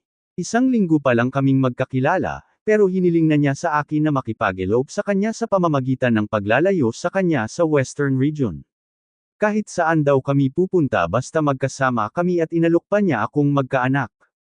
Tawa ng tawa si Kaga na napahawak sa tiyan at winuwagayway ang mga braso, tanda na sumasakit na ang tiyan niya sa kakatawa. Gago ka, Hosam. Sa kabila ng paggawa ng ganoong detalyadong plano, nahuli ka ng banal na sugo at nagdusa ng malubhang pinsala. Ito ay halos nakakatawa kung paano mo labis na tinatansya ang iyong sariling mga kakayahan. Oh, ito ay nakakatawa. Napahawak si Kaga sa tiyan at tumawa ng malakas. Sa tabi niya, huminga ng malalim si Jonathan para pigilan ang pagtawa. Hosam, natural na bahagi ng buhay ang pagkakamali. Mahalagang pangasiwaan ang tagumpay at kabiguan na may parehong antas ng pagkakapantay-pantay. Huwag mawala ng pag-asa dahil lamang sa nakararanas ka ng pag-urong. Maaari mo bang ilarawan ang mga kakayahan sa pagtatanggol ng Bazaar Temple at Prima? Kakayahan niya. Napakamot ng ulo si Hosam nang bumakas sa mukha niya ang nalilitong ekspresyon. Ang High Priestess ay nasa beginner phase lamang ng Grandmaster Realm. Kung hindi, hindi ko mailigtas ang dalagang nasa pagkabalisa. Ang Bazaar Temple, sa kabilang banda, ay binabantayan ng hindi bababa sa 4 na God Realm Cultivator. Nanginginig siya sa takot habang inaalalaang, nang napagtanto kong may mali at sinubukan kong pigilan ito, mabibigo ako kung hindi dahil sa pagharang ni Prima sa banal na sugo. Matapos marinig ang sagot ni Hosam, napaisip si Jonathan. Isang seryosong ekspresyon ang bumungad sa kanyang mukha. Nasaksihan ni Jonathan ang kahangahangang mga kakayahan ni Hosam, ang paglilinang ni Hosam ay kakaiba, na nagpapahintulot sa kanya na kumilos ng mabilis. Sigurado siyang kasing bilis niya si Hosam, ibig sabihin, nakakatakot talaga ang bilis niya. Higit pa rito, si Jonathan ay nakita bilang ang pinakasanay sa lahat ng mga cultivator sa God Realm, at si Hosam ay nasa Grandmaster Realm pa rin. Kung ginamit ni Hosam ang kanyang mga kakayahan pagkatapos maabot ang God Realm, maaaring hindi siya maabutan ni Jonathan. Ang banal na mensahero na kinatatakutan ni Hosam ay dapat kasing bilis ko. Ginagawa ito ni Jonathan para kumuha ng gamot para kay Dorian. Bagamat ang ngayon ay patay na si Caspian ay nag-aangkin na ang mataas na saserdote ay walang gamot sa pagpapagaling na maya-alok, si Jonathan ay hindi gustong bumalik na walang dala pagkatapos ng lahat ng kanyang naranasan sa paglalakbay. Bukod dito, hindi na maantala ang mga pinsala ni Dorian. Kaga, kailangan ko ang lahat ng impormasyon tungkol sa Bazaar Temple, Anunsyo ni Jonathan habang inihagis niya ang 6 na bar na ginto, na durog sa glass coffee table sa harap nila sa kanilang bigat. Dahan-daang tumigil sa pagtawa si Kaga habang nakatitig sa mga gintong bar. Maya-maya pa ay umiling siya. Gustong-gusto namin ang ginto, ngunit hindi ang anumang ginto, anunsyo niya. Tumayo para ayusin ang kanyang damit, idinagdag niya, 1 taon na ang nakalipas. Binili ni Hosam ang impormasyon ng High Priestess mula sa amin. Simula noon, ang mga kahihinatnan ay nakapipinsala. Ilang araw nang sinisiyasat ng Siboxism ang bagay na ito, at naging target ng hinala ang aming negosyo. Maaaring medyo maimpluwensya tayo sa kanlurang rehiyon, ngunit hindi ito nangangahulugan na maaari nating hamanin ang kapangyarihan ng pambansang relihiyon. Malinaw na si Hosam ay higit na may kaalaman tungkol sa Bazar Temple kaysa sa atin. Ginoo Jonathan Goldstein, ito ang aking business card. Kung kailangan mo ng tulong ko tungkol sa anumang bagay, mangyaring makipag-ugnayan sa akin. With that, tumalikod siya para umalis ng walang pag-aalinlangan. Napasulyap si Jonathan sa mga salitang unti-unting nawawala sa card habang nakakurbo ang mga labi niya sa isang ngiti. Kaya ito ay isang disposable card na gawa sa espesyal na material. Tila napakaingat ng organisasyon sa likod ni Kaga. Tahimik niyang kabisado ang contact details bago marahang pinunasan ang card sa pagitan ng kanyang mga palad. Ang blankong card ay agad na nawasak at naging abo. Pagkaalis ni Kaga, napansin ni Jonathan na nanginginig si Hosam. Hoy, huwag mo akong tignan ng ganyan. Hindi ako babalik sa New Cove kasama ka. Siguradong kikitil ng buhay ko ang mga taga-Siboxism. Ang galing mo mag-disguise sa makeup. Sasamahan kita. Kaya wala kang dapat ikatakot, nakangiting sabi ni Jonathan sa kanya. Ikaw ang dahilan kung bakit ako natatakot. Anong ginagawa mo ngayon? Bitawan mo ako. Ako ay isang taong mapili. Pumalik sa bundok sa Harfashchania, si Hades ay nagbabasa ng isang naka-encrypt na dokumento sa kanyang computer na may nakakunot na mga kilay. Ilang minuto matapos sumabog ang espesyal na missile na ipinakalat ng Western Region, kumalat ang balita ng kaganapan sa buong mundo. Nakuha din ng mga detector ng malalaking bansa ang mga seismic shockwave na nagmumula sa missile. Agad na nagdeklara ng state of emergency ang mga bansa sa buong mundo habang iniisip nila kung ano ang nangyayari sa Western Region. Pinabasa ni Hades ang isang ulat na inihanda ni Jonathan, na nakasaksi mismo sa pambobomba. Pinabasa ni Hades ang isang ulat na inihanda ni Jonathan, na nakasaksi mismo sa pambobomba. Hindi niya maiwasang mapabuntong hininga nang mabasa niya ang tungkol sa hitsura ng daan-daang God Realm monsters. Hindi nakakagulat na ang Western Region ay kailangang mag-deploy ng mga espesyal na missile. Kung makakatakas ang mga demonyong hayop, maaari nilang sirain ang mundo, ungol niya. Pagkatapos ay ipinagpatuloy niya ang pagbabasa ng detalyadong ulat ni Jonathan. Ang pagbabasa tungkol sa Divine Chessboard, God Realm Beast, Apocalypse, at Western Region God Monarchs ay nagpalubog sa kanyang puso sa pag-aalala. Makakamit ba ng mundo ang universal na pagkakaisa gaya ng hinulaang ng pamilya Blackwood mula sa Apocalypse? Ayusin ang isang video conference kasama ang 7 hari ng digmaan ngayon. Ito ay apurahan. Oo. Mabilis na tumugon ang isang figure sa sulok bago nawala sa isang iglap. Nagsindi ng sigarilyo si Hades bago lumabas. Kung tama ako, kailangan munang gumawa ng plano ang Azure Office. Pumalik sa ancestral estate ng pamilyang Osborne sa Wasahurst Mountain sa Quadfield, Driso, naglalakad si Josephine sa pelikulikong landas ng nayon, na binibigyang pansin ang kanyang baby bump. Kasama niya ang isang batang babae sa paligid ng 15 taong gulang na ang kanyang buhok ay nakatali sa isang bun. Ang batang babae ay lumaktaw sa daan, na nagtipon ng ilang mga ligaw na bulaklak sa kanyang mga kamay. Ilang sandali pa, sinabi niya kay Josephine, Josephine, tingnan mo ang ganda nila. Kung ilalagay ko sa kwarto mo, siguradong gaganda ang mood mo. Sumulyap si Josephine sa kanya at bumantong hininga. Alicia, stop wasting time. Paano ako magiging maganda kung ang pamilya Osborne ay hinahawakan ako ng labag sa aking kalooban? Hindi iyon gagana. Umajijek si Alicia Osborne at tumakbo pabalik kay Josephine. Masaya dito para magkaroon ka ng malusog na pagbubuntis at manganak ng malusog na sanggol. Sa ganoong paraan, maaari natin siyang ma-brainwash at gawin siyang bahagi ng pamilyang Osborn bilang isang paraan upang manipulahin si Jonathan.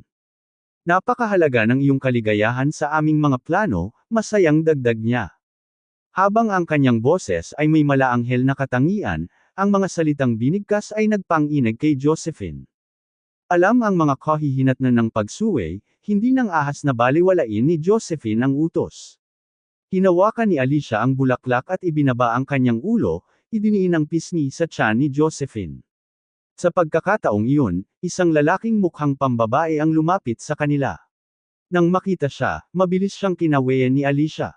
"Broderick, ikinagagalak kitang makita dito. Libre ka ba ngayon?" Nang marinig ang kanyang pagbati, huminto sandali si Broderick bago itinaas ang kanyang kamay para kumaway sa kanya. Sa isang masayang boses, sumagot siya, "Naiinip ako sa aking silid, kaya lumabas ako para maglakad-lakad." Itinagilid ni Alicia ang kanyang ulo. "Kakaiba ang kinikilos mo ngayon, Broderick. Parang may mali sa'yo." "Ako." Itinaas ni Broderick ang kanyang kamay at tumingin sa ibaba. Nakakast pa rin ang kanang braso niya. Sa mountain resort sa Grand Forest Mountain sa Lumberg, tinangka ni Broderick na saktan sina Jonathan at Hayes, ngunit pinigilan ni Jonathan ang kanyang mga pagtatangka at nabali ang braso ni Broderick sa proseso. Ito ay isang malubhang pinsala na hindi pa naghihilom, kaya kailangan pa niyang magsuot ng cast. Nilibot ni Alicia si Broderick para pagmasdan siyang mabuti.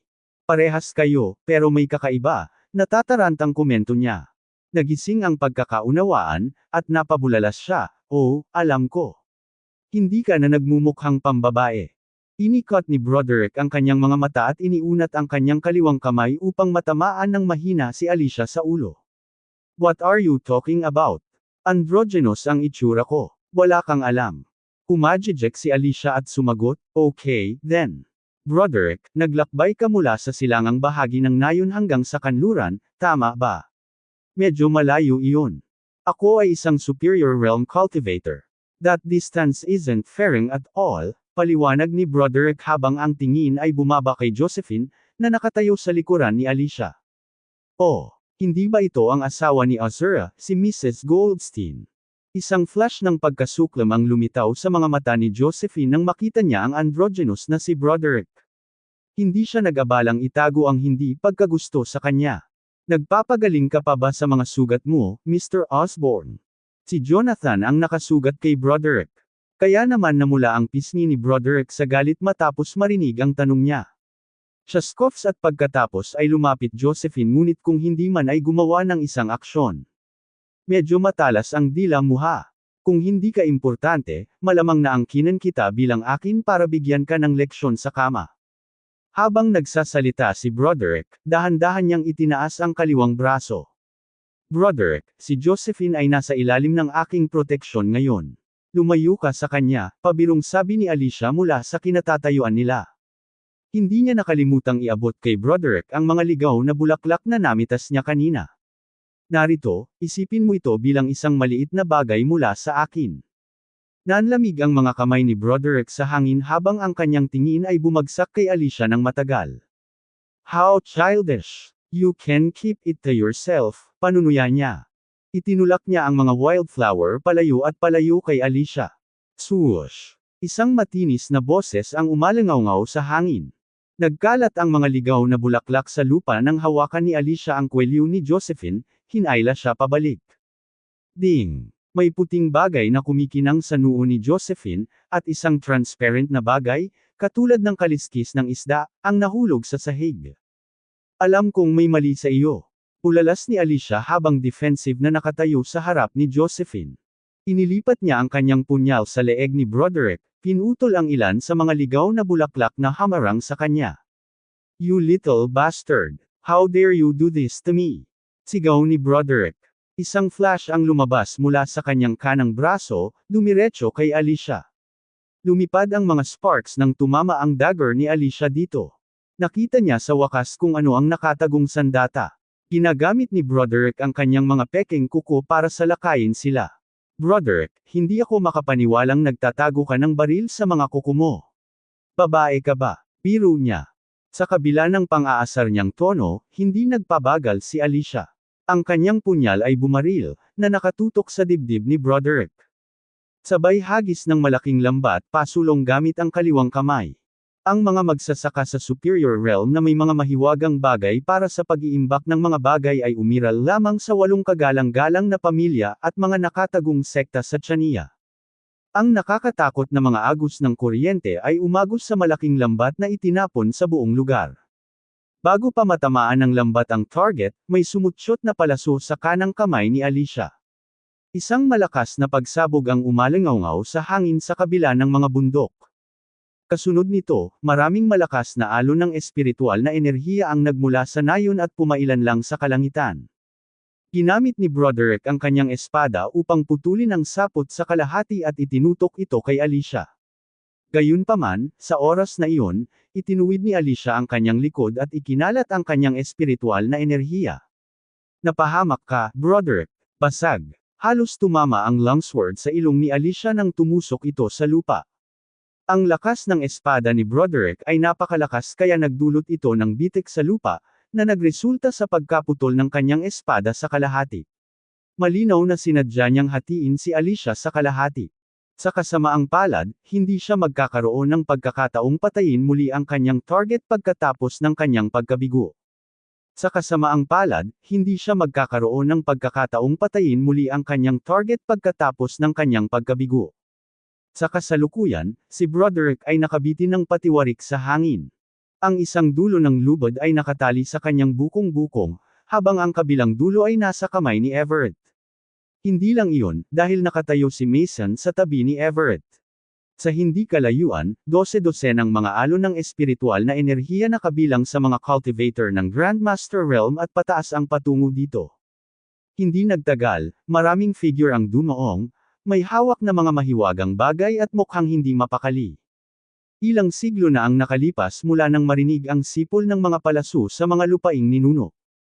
Malamig na tinitigan ni Mason si Broderick, na pilit na kumawala. Anong nangyayari? Iisa lang ang pamilya natin. Bakit ka gumamit ng baril nang walang babala? Bitawan mo ako. Kailangan kong patayin ang bitik na iyon. Galit na sigaw ni Broderick habang pilit na kinakalma ang sarili. Sa kaibahan, si Alicia ay tila hindi nabigla. Lolo, sinusubukan ni Broderick na patayin si Josephine, at kailangan ko siyang pigilan. Ako naman ang nagpakawala ng sipol na palaso.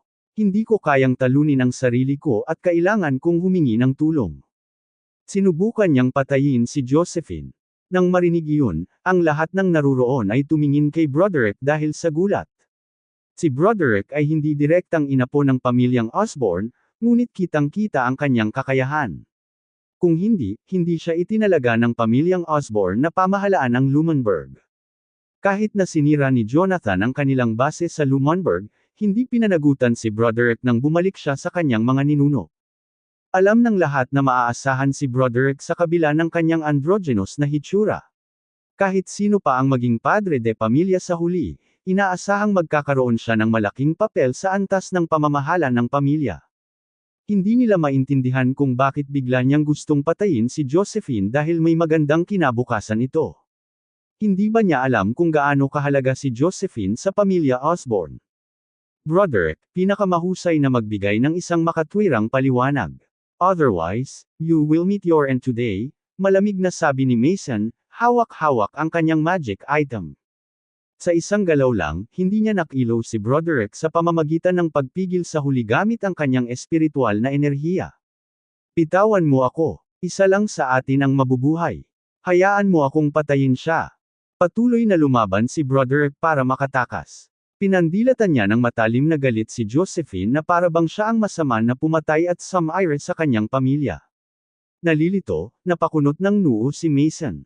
Bagamat hindi niya personal na kilala ang bawat miyembro ng pamilyang Osborne, sapat na ang alam niya para malaman na walang anumang pakikipag-ugnayan sa pagitan nina Broderick at Josephine. Kung kailangan kong gumawa ng koneksyon sa pagitan nila, isa lang ang maiisip ko.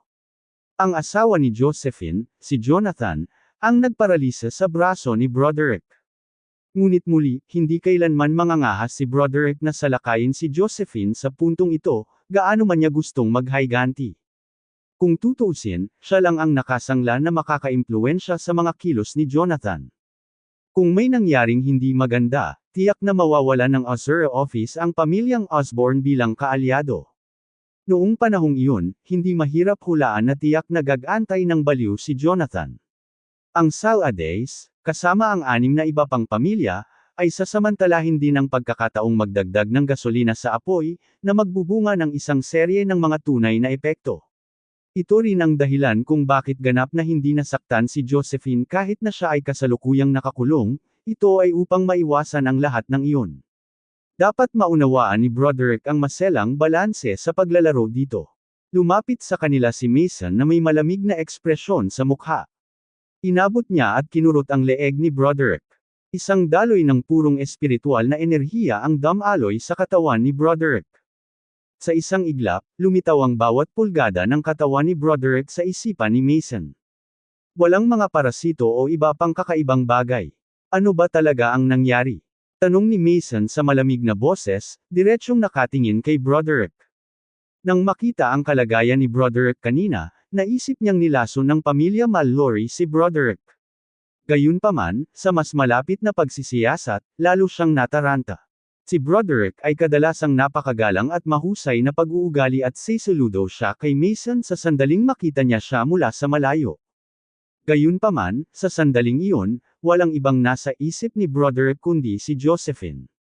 Mukhang nabaliw si Broderick. Ulalas ni Everett na nakakunot ang noo. Tapos, napalingon siya kay Mason nang may bigla siyang naalala. Mason, kung hindi parasite, na-hypnotize kaya si Broderick?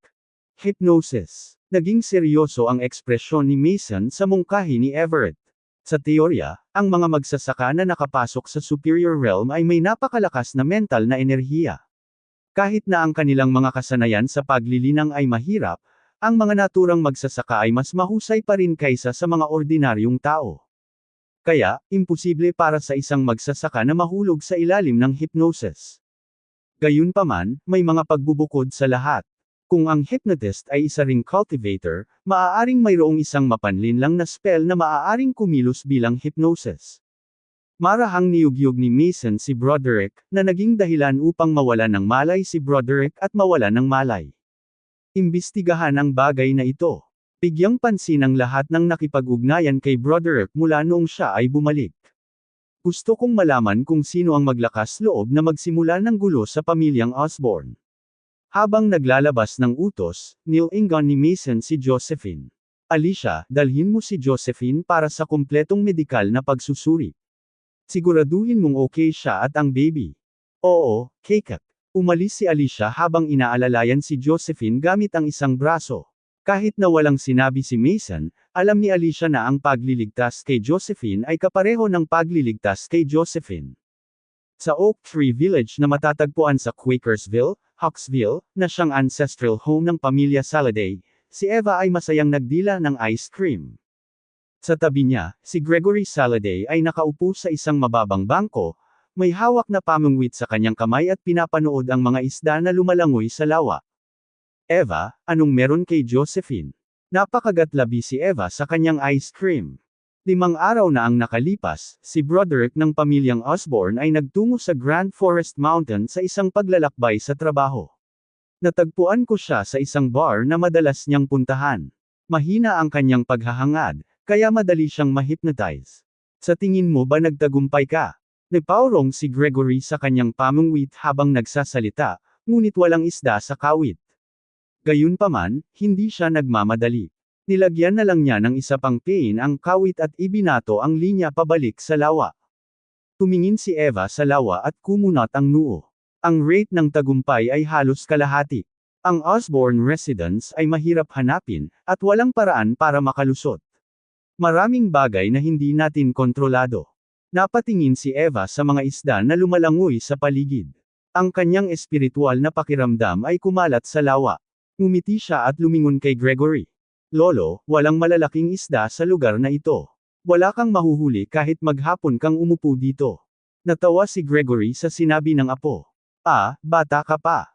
You don't understand the art of fishing, sagot ni Gregory habang nakatingin kay Eva. Sabi ng mga tao, malalaman mo ang iyong kapalaran sa iyong pagtanda. Halos 80 taong gulang na ako. Alam ko na kung ano ang hinaharap ko. Ngunit iba ang pangingisda. Si Gregory ay nagsimulang gumalaw sa kanyang pangingisda. Isang malaking herring ang kumuha ng pain at dahan-daang hinihila nito sa pampang. Nagulat si Evan. Muli niyang ipinadala ang kanyang espiritual na pakiramdam sa tubig, ngunit hindi niya alam kung saan nanggaling ang herring. Lolo, paano nangyari ito? Wala namang malalaking isda sa paligid kanina. Alam ng isang mangingisda na ang Lanzi ay panatilihing kalmado ang isip. Sa ilalim ng ibabaw, hindi malalaman kung ano ang susunod na mangyayari. Kinuha ni Gregory ang herring sa kawit at inilagay ito sa kanyang basket. Mahuhuli ka. Ang sikreto ng pangingisda ay tumugon sa lahat ng pagbabago ng walang anumang pagbabago. Ganun din sa sitwasyon ni Broderick. Siya ang pain na ipinadala mo, ngunit dapat mong maunawaan na kahit nawala ang pain, maaaring hindi palaging nakakabit ang isda. Habang nagsasalita si Gregory, ipinadala niya ang pamungwit na lumilipad sa kamay ni Eva gamit ang kanyang espiritual na enerhiya. Marami ka pang dapat matutunan. Subukan ang pangingisda. Learn to calm your mind. Inabot ni Gregory at tinapak ang balikat ni Eva bilang pampalakas loob. Pagkatapos noon, gumawa siya ng isang hakbang at nawala. Bumaba ang tingin ni Eva sa pamungwit na nasa kamay niya. Natukso siyang gamitin ang kanyang espiritual na kahulugan upang galugarin ang lawa, ngunit sa pagkakataong ito, pinigilan niya ang kanyang sarili nang dumampi ang kanyang espiritual na enerhiya sa ibabaw ng lawa. Ang mga nahulog na dahon ay naaanod sa lawa, na nagiging sanhi ng mga ripple sa ibabaw nito. Pumalik sa kanya ang espiritual na pakiramdam ni Eva. Pumunta siya sa isang bench at umupo. Huminga siya ng malalim, tinitigan niya ang lawa. Nakatayo sa isang maliit na gusali sa di kalayuan, pinagmamasdan ni Gregory si Eva na may maliit na ngiti sa kanyang mukha. Sa tabi ni Gregory, isang matandang lalaki ang nakaupo, tahimik na kumakain. Sigurado ka bang si Eva ang mamumuno sa pamilya? Hindi ako sigurado, tahimik na sagot ni Gregory. Gayunpaman, sa kasalukuyang sitwasyon, kailangan kong pumili ng kapalit na mamumuno sa pamilya Saladay. Kahit na si Eva ay hindi kayang manguna. Si Jonathan, na nakasuot ng tipikal na kasuotan ng turista, at si Hossam, na nakadamit bilang isang monghe, ay kakababa pa lamang ng bus sa kabisera ng Western Region, New Cove. Habang nakatayo si Jonathan sa abalang kalye, nakatitig siya sa higanteng rebulto ng Siboxia sa di kalayuan. Ito ay matatagpuan sa Bazaar Temple, ang kanilang destinasyon. Mukhang hindi masyadong misteryoso, Hossam. Wika ni Jonathan habang kinukunan ng litrato ang rebulto. Bago siya dumating sa New Cove, naisip niya ang Bazaar Temple na nakatago sa isang hindi malinaw at nababantayang sulok. Naisip niya na mayroong hindi bababa sa 12-dosenang mga gwardya na nagbabantay sa paligid kung hindi ito palibutan ng mga bundok o natural na sakuna. Sa kaibahan, ang daang metrong taas na estatwa ni Siboxia ang una niyang nakita pagkababa ng bus. Bakit pakiramdam ko ay hindi natatakot ang hari ng Western Region na sabihin sa mga tao kung nasaan ang Bazaar Temple? Habang patuloy na pinapaandar ni Jonathan ang camera, humakbang siya patungo sa Bazaar Temple. Sa gilid, idiniin ni Hossam ang kanyang dibdib patayo. Wala kang alam sa mga kaugalian ng Western Region, ha? Ang Western Region ay isang tanyag na teokratikong bansa, at ang Bazaar Temple ang puso ng kanilang relihiyon, ang banal na lupain ng mga mananamba. Bagamat ayaw nilang lumapit ang mga tao sa Bazaar Temple, maliwanag kung bakit nila ito itinayo sa pinakahalatang lugar, bulong ni Hossam pagkatapos maingat na pagmasdan ang kanyang paligid. Maaaring hindi ka naniniwala, ngunit may mga kalye na nagbebenta ng mga pang-araw-araw na paninda sa paligid ng Temple Bazaar na hindi naiiba sa isang palengke. Habang nag-uusap sila, umalis sila sa main road at tinungo ang side road. Tumingin si Jonathan sa mga skyscraper ng modernong lungsod at nagkomento, "Wala akong nakikitang kamukha ng palengke dito." Obviously, hindi mo makikita mula rito. Inilibot ni Hossam ang kanyang mga mata. Kung magpapatuloy tayo sa paglalakad, mararating natin ang Taman Bazaar. Ang templong ito ay matatagpuan sa gitna ng parke. Walang makapasok sa Temple Bazaar, ngunit dahil ito ay isang mahalagang tourist spot, nagsimula ang mga tao na magbenta ng mga souvenirs sa pinakalabas na kalye. Pagkaraan ng ilang sandali, ito ay nagiging isang palengke. Habang nagsasalita ay iginiya niya si Jonathan patungo sa kanilang destinasyon. Wala pang 10 minuto, nakakita sila ng mga berdeng halaman. Bago pa mapalawak ni Jonathan ang kanyang espiritual na pakiramdam ng higit sa ilang metro ang layo, sumabad si Hosem, hindi ka dapat gumamit ng espiritual na kahulugan dito. Hinawakan niya ng mahigpit ang braso ni Jonathan at bamulong, kung gusto mong tumingin sa paligid ng templo, maaari tayong pumunta sa espesyal na observation deck sa malapit na mall. Makikita natin ang bahagi ng templo mula roon. Ngunit kung gagamitin mo ang iyong espiritual na kahulugan, ang pagbuo ng Bazaar Temple ay agad na mailak sa iyo. Kapag nangyari iyon, wala nang paraan para sa iyo. Bilang tugon, inalis ni Jonathan ang kanyang espiritual na pakiramdam. Pagkatapos, sinundan niya si Hosem sa observation deck sa ika-10 palapag ng mall. Siya ay nag-iinarte sa New Cove sa buong oras sa halip na gumawa ng gulo. Nang tingnan mula sa itaas, natanto ni Jonathan na ang layout ng Bazaar Temple ay eksakto sa inilarawan ni Hosem. Sa harap nito ay isang maliit na berdeng parke. Kung papansinin mo ang Bazaar Temple, 20 hanggang 30 metro lamang ang lapad ng nakapalibot na hardin. Medyo mahirap tawagin itong parke. Sa labas ng hardin ay may pulang pader na 12-dosenang metro ang taas at daan-daang metro ang haba. Ang mga gintong rune sa mga dingding ay kumikinang sa ilalim ng araw. Iisipin ng mga ordinaryong tao na sila ay mga dekorasyon, ngunit ang isang mataas na antas na magsasaka tulad ni Jonathan ay nakikita ang bawat hagod ng mga espesyal na rune na iyon na kakaibang tumitibok. Ang mga rune ay bumuo ng isang malawak at komplikadong pormasayon. Karaniwan, ang mga espiritong bato o mahiwagang bagay ay gagamitin bilang batayan ng pagbuo. Ang mga pormasayon na mas simple kaysa doon, halimbawa, ang mga pormasayon na nagtitipon ng enerhiya o mga pormasayon na naglilinis ng hangin, ay maaaring mabuo kung saan ito iginuhit sa pamamagitan ng pagsipsip ng espiritual na enerhiya ng spellcaster. Gayunpaman, imposible para sa sinuman na lumikha ng isang higanteng pormasayon na sumasakop sa isang pader na umaabot ng daan-daang metro gamit ang nabanggit na pamamaraan. Tinitigan ni Jonathan ang mga gintong rune sa pulang dingding. Ang bawat rune ay damaloy na may pahiwatig ng espiritual na enerhiya. Ang mga spirit stone o mahiwagang bagay ba ay ibinaon sa mga dingding nang itayo ang mga ito. Batay sa kung gaano katagal ang pader, mangangailangan ito ng higit sa 10,000 mga mahiwagang bagay upang mapanatili ang pormasayon, kahit na nakaayos ang mga ito na nakalat. Hinigpitan ni Jonathan ang kanyang hawak habang patuloy ang kanyang iniisip. Kung hindi dahil sa Divine Messenger na nagbabantay sa Bazaar Temple, pinutol ko na sana ang bahagi ng pader at dinala ko pa uwi. Siyempre, walang ideya si Hosem kung gaano kadelikado ang ideya ni Jonathan.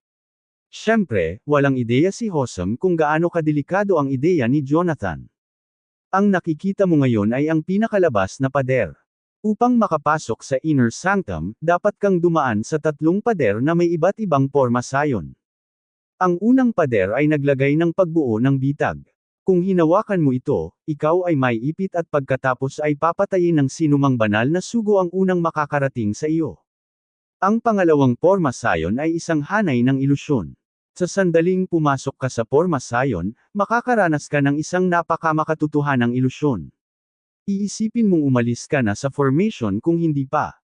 Ilang mga ilusyon mamaya, mawawalan ng kakayahan ang nagkasala na makilala kung ano ang totoo at kung ano ang hindi. Ang huling pormasayon ay ang kill array.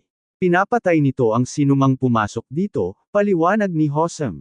Karaniwang sinisikap niyang sumuko si Jonathan sa pamamagitan ng pagsasabi sa huli na imposible para sa kanya na makapasok sa templo at humingi ng antidote sa High Priestess.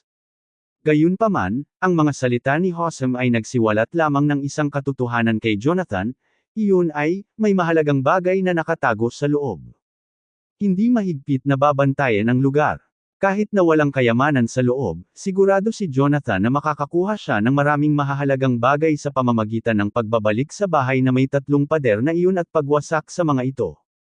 Inangat niya ang ulo niya at tumingin sa higanteng rebulto ng Siboxia. Parang ang 3 mata at 6 na armadong estatwa ay nakatingin sa kanya ng masama. Ilang sandali pa, ibinaling niya ang tingin kay Hosem. Papasok ako sa loob ng gabi. Gumuhit ng isang detalyadong mapa para sa akin. Sinabi ko lang sa iyo kung gaano kadelikado ang lugar na iyon. Bakit gusto mo pang pumasok sa loob? Mapapatay mo ang sarili mo. Pamulong si Hosam, mayroong hindi bababa sa 4 na Advanced Phase God Realm Cultivator sa loob. Ang lahat ng may lakas ng loob na tumalon sa Bazaar Temple noong nakaraan ay hindi bababa sa isang Grandmaster Realm Cultivator, at walang nakabalik na buhay. Kahit Diyos ka, hindi ka pa rin makapasok sa templo. Naiintindihan mo ba ako? Bilang tugon, tumawa si Jonathan, natuwa sa nakakapangit na ngipin ni Hosam. Hindi mo kailangang mag-alala masyado sa akin. Sa bagay, nagkataon lang kaming nagkita, at pinagsasamantalahan lang namin ang isa't isa. Kung tungkol sa Diyos, walang Diyos. Kabanata 770, uploaded by Nathan YouTube channel. Sa gabi, nanatili ang dalawa sa isang high-class na hotel malapit sa Bazaar Temple sa desisyon ni Jonathan. Noong una, nag-aalala pa rin si Jonathan kay Hosam dahil nasa kabisera sila ng Western Region, kung saan nakagawa si Hosam ng isang matapang na pagnanakaw. Kung sila ay nasa Chania, masusubaybayan si Hosam sa sandaling ipakita niya ang kanyang mukha. Gayunpaman, hindi nagtagal ay natanto ni Jonathan na labis siyang nag-aalala tungkol sa sitwasyon. Habang pinagalitan ni Hosam si Prima, hindi siya pinatay. Ayon kay Hosam, ayaw niyang pakasalan si Prima. Hindi pa rin nalantad ang mga taktika niya noon. Kung hindi yun ang kaso, hindi sana napigilan ni Prima ang 4 na banal na sugo para sa kanya sa huli. Bagamat maaaring magulo si Hosam, siya ay sanay. Ilang minuto lang ay nagbago na ang mukha niya kaya napahanga si Jonathan. Hindi siya gumamit ng maskara o anumang iba pang kagamitang tulad niyan.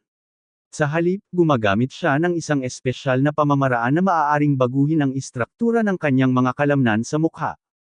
Sa ganoong paraan, kahit na napansin ito ng isang tao at gumamit ng espiritual na enerhiya upang suriin ito, wala silang makikitang anuman. Sa madaling salita, ang pamamaraan ay marahil ang kanyang pinaka-epektibong paraan ng pagtatanggol sa sarili. Dahil sa kung gaano ka-special ang Bazaar Temple, marami sa mga mataas na hotel sa paligid ng gusali ay may mga observation deck sa kanilang mga bubong upang makita ng mga bisita ang istruktura, lalo na sa gabi. Ang silid na inookupahan nina Jonathan at Hosam ang pinakamahal.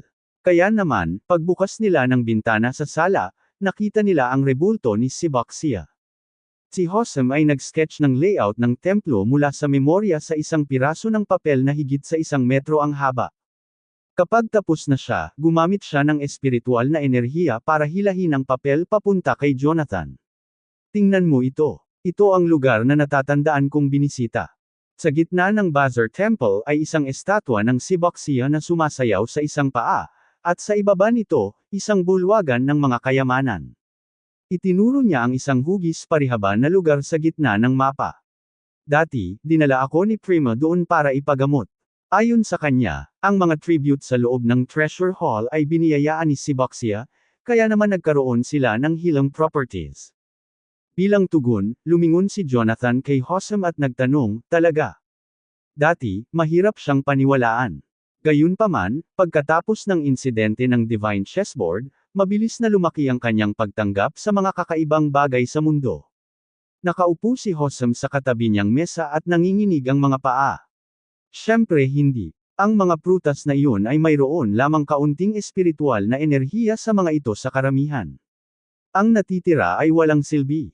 Bagamat, nagdusol lang ako ng mga panlabas na pinsala sa oras na iyon. Ang aking elixir field ay hindi nasira. Kaya, marahil ang aking pagsusuri ay hindi tumpak. Habang patuloy niyang inaalala ang kanyang panahon sa templo, itinuro niya ang isa pang lugar sa mapa. Sandali lang nanatili si Prima sa monasteryo. Sa tingin ko dinala niya ako sa isang side room pagkatapos mag-convert sa Siboxia. Makikita mo dito, ang mas mahabang parihaba sa gilid. Hindi ito masyadong malaki, ngunit mayroong hindi bababa sa 200 monghe na naninirahan dito. Ito ay hindi isang solong silid ngunit isang nakahiwalay na courtyard. Ang lugar na ito ay nahahati sa 3 layer, at ang bawat layer ay may humigit kumulang 40 silid sa loob nito. Ang lahat ng mga monghe sa loob ay mga Grandmaster Realm Cultivator. 200 Grandmaster Realm Cultivator. Ang marinig lang ang numerong iyon ay naramdaman ni Jonathan na parang nanlamig ang kanyang gulugod. Sa teknikal na paraan, walang banta sa akin ang isang Grandmaster Realm Cultivator ngayong nakarating na ako sa God Realm. Gayunpaman, hindi magiging madali para sa akin na talunin ang higit sa 200 Grandmaster Realm Cultivator ng mag-isa. At kung ang 4 na banal na mensahero ay lilito din, ako ay nasa malaking problema. Habang malalim pa rin ang iniisip niya, nagpatuloy si Hossam sa pagpapaliwanag sa kanya ng layout. Ang huli ay gumamit ng halos kalahating oras upang ituro ang bawat lugar na dati niyang binisita, mula sa mga nakalock na restricted area hanggang sa mga palikuran. Magkagayunman, wala pang isang kapat ng buong layout ng templo ang kanyang iginuhit. Ang ibang mga lugar ay naiwang walang laman. Ito lang ang alam ko. Tandaan, ang mga posisyon na nilagyan ko ng label para sa iyo ay minarkahan kaugnay ng rebulto ng Siboxia sa gitna. Hindi ko alam kung gaano kalayo ang mga lugar na ito sa main gate. Napatingin si Jonathan sa papel na nasa harapan niya. Bukod sa gitnang lugar na minarkahan ng iba't ibang lokasyon at 3 pader, ang iba ay naiwan na walang laman. Napatingin si Jonathan sa papel na nasa harapan niya.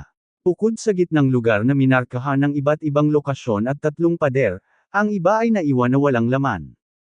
Habang dinaikit niya ang papel sa bintana, sumilip siya sa ilalim ng rebulto ng Siboxia. Gabi na noon kaya hindi niya makita ang istruktura sa loob. Napagmasdan ko ang templo mula sa lugar na ito dati. Kahit sa araw, hindi ko makita ang sitwasyon sa loob ng alinman sa mga hotel sa paligid ng templo dahil nananatiling maulap ang loob, sabi ni Hossam. Ito ay isang isolation formation na gumagamit ng water vapor para ilihis ang anumang pinagmumula ng liwanag, kaya normal lang na walang makita. Mahusay at epektibo, sabi ni Jonathan. Kahit na hindi niya makita kung ano ang nasa loob, alam niyang walang paraan na makapasok siya sa templo sa pamamagitan ng puwersa. Mukhang kailangan kong gamitin ang utak ko dito.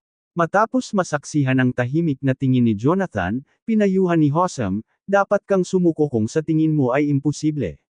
Sa kung gaano kahusay ang modernong medisina, maaaring may iba pang magagamit sa halip na panlunas na kailangan mo. Imposible. Naalala ni Jonathan ang mga pinsala ni Dorian at ipinaliwanag niya, bagaman ang aking medical team ay maaaring hindi ang pinakamahusay sa mundo, sila ay kabilang sa mga pinakamahusay. Matapos mahawan ng lason ang sugat ng kasamahan ko, sinubukan ng medical team ko na gumamit ng teknolohiya at martial arts para alisin ito sa kanyang katawan. Gayunpaman, hanggang ngayon, hindi pa rin nila mapabagal ang pagkalat ng lason. Kung hindi ako babalik na may dalang panlunas, kamatayan lamang ang naghihintay sa kanya.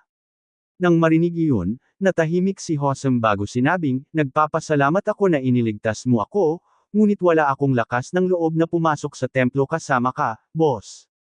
Maaaring ako ay isang manggugulo, ngunit hindi ako nanliligaw ng kamatayan. Patawad. Marahang winagiway ni Jonathan ang kanyang kamay. Nagpapasalamat ako sa lahat ng tulong na ibinigay mo hanggang ngayon. Ipaubaya mo sa akin ang natitira. Habang iniimbak niya ang mapa sa kanyang storage ring, nagtanong siya, "Oh yeah. Nasaan ka noong naglaro ka ng Knight to the Rescue?"